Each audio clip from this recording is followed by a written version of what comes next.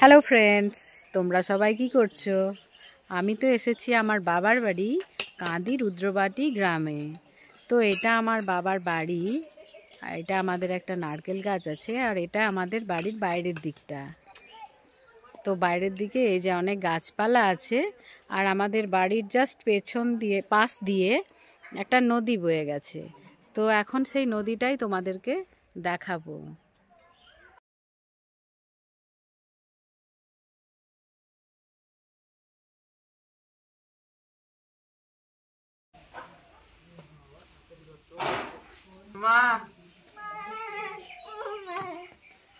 আমাদের নদীটা দেখো, এটা হচ্ছে কানা ময়ূরাক্ষী নদী।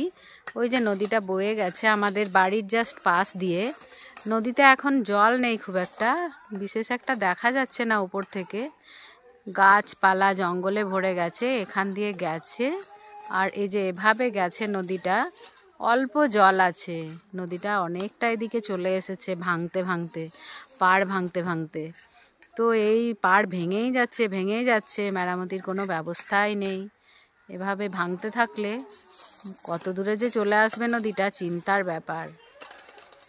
আমাদের এই নদীটা ছোট্ট, কিন্তু বর্ষাকালে এটা অনেক বড় হয়ে যায়।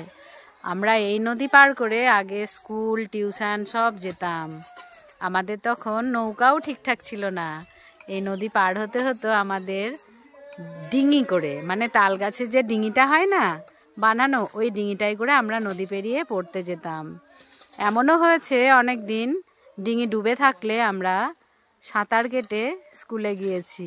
তো সেগুলো অনেকটা রূপকথার গল্পের মতো মনে হয়, কিন্তু এটা আমাদের লাইফে সত্যি ঘটনা, মানে সত্যি সত্যি আমরা এগুলো করেছি, আমাদেরকে করতে হয়েছে। আর এখানে আমার বাবার লাগানো অনেকগুলো গাছপালা, এই যে পেছনটায় বাবা অনেক গাছপালা লাগিয়েছে।